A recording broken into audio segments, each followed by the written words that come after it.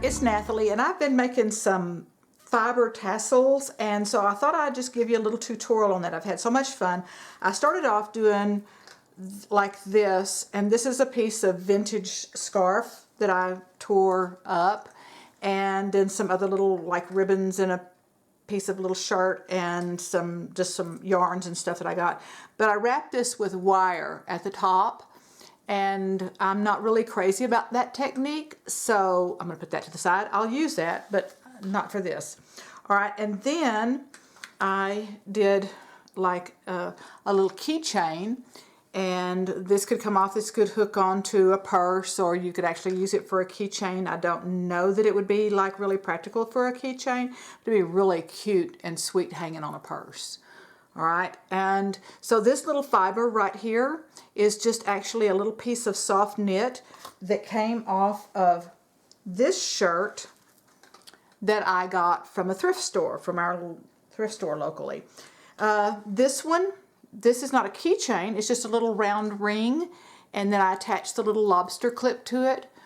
This is small enough that it could go on, clip onto a journal or something like that, on belt loop, onto something on a lamp, you know, just on the harp of a lamp to hang that off.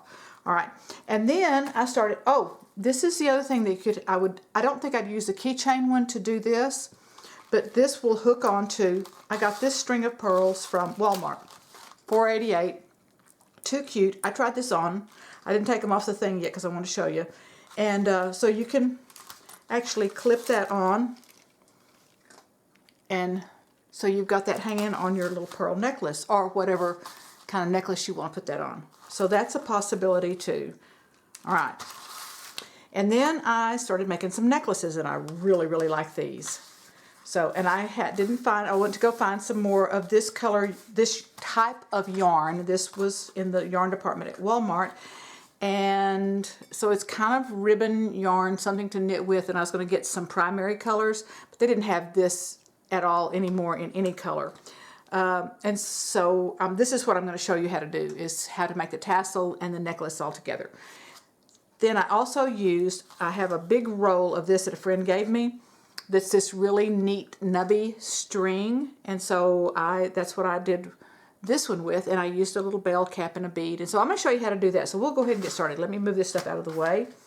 Those are too cute. All right, so what I've done is I have cut some things in 12-inch lengths. All right, so this piece is off of a little knit shirt, again, that I got at the thrift store, and I just cut it. Let me lay it out here so you can see. I just cut the bottom of it off, and then I cut it in like 1/2-inch strips. And it might roll up, but it's not like a tight roll like regular t-shirts would make, so I think it'll stay open far enough. Then I had a piece of lace that also came off of something from the thrift store, and I just cut a strip of it. It doesn't have a finished edge on it. This little seam binding also came from the thrift store. Score! And so there's some of my nubby string and a couple of pieces of yarn that I got from Walmart. The little piece of the shirt that I cut about 1/2 inch, and some black and white, I think it's called baker's twine, and I think you can kind of get that at Dollar Tree maybe. So so that's going to be what I'm going to tie stuff up with. Then I also have this little, I think it's called a bell cap, and I got a little string of these. There were like 6 of the red beads that have large holes in them, and they have maybe the rondelles or something that's got a kind of sparkly, shiny. So that's what I'm going to use for this. I have some keychains that I bought also from Walmart that are in all different colors, and I'm going to be making some, but this one's going to be a necklace. What I'm going to show you is a necklace. Now, this is also kind of important. This is just a little soft piece of wire that I've bent in half, and I use that in place of a needle. And because these holes are large, that works good. So I'm going to set that up to the side. And I have cut, so these are cut 12 inches. And then I've cut 2 pieces of this, 36 inches long. This is going to be my necklace part. All right. So I've got that. So I'm going to find my halfway point there. And see if I can do this and stay in the camera.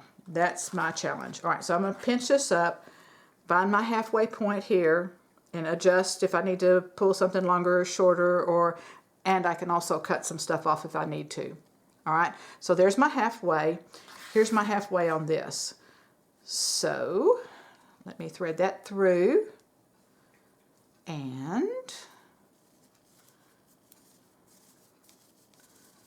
there we go. Make sure this is still halfway. Now, if I was away from the camera for just a little bit, I would hold this between my knees, this part right here, to hold that secure while I make this knot. But since I don't want to move and readjust my camera, I'm just going to make my knot. But before I secure it, what I want to do is make sure that I am halfway.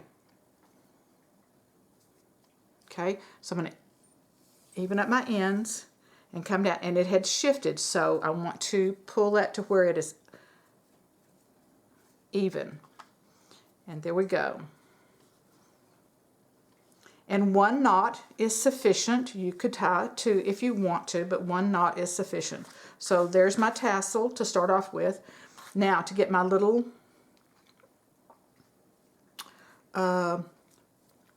bead threader, for lack of a better word. So I just put the little ends of the threads through that. Let me just kind of zoom in just a little bit and see if I can adjust this here.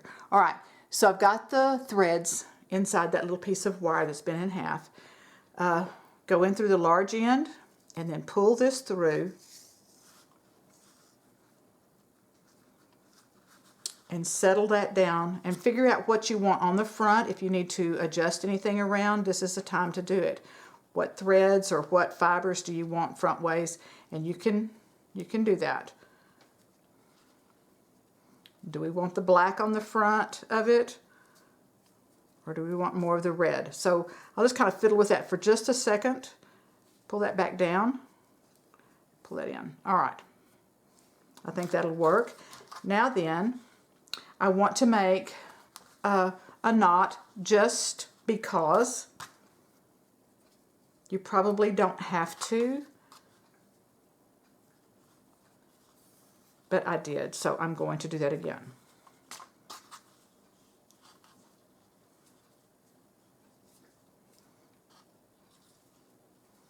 And I don't know that that's going to hold that like really secure from coming up, but maybe. All right, so we've got that. Thread this back up again.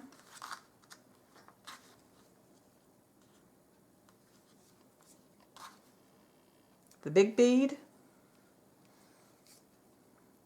and the little jewel. And you could use whatever kind of fibers or yarns you want to, so that knot holds that bead a little bit more secure. Isn't that pretty? I love that. All right, so I'm going to take this off. I'm going to tie one more knot.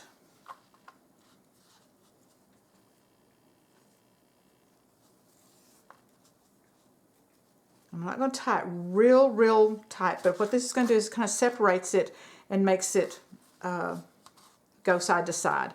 And then I'm going to tie, I think it's a square knot. I might need to do a little research on that. Go back to my macrame instructions or something. Okay, so I have an over and under. So this one that's on the top, I want it to stay on the top.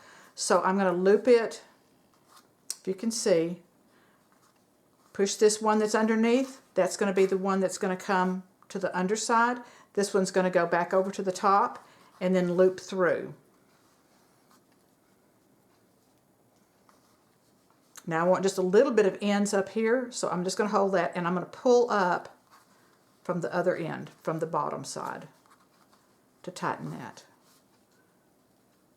Kind of get those even. And you could also do like just an overhand knot. Okay, so that gives that little knot and those little ties off there to the side. And there's our little tassel necklace. You could put some beads up along here, tie some knots and put some beads up on here if you want to, but that's what I wanted to show you. Thank you so much for watching, and I'll see you next time. Bye.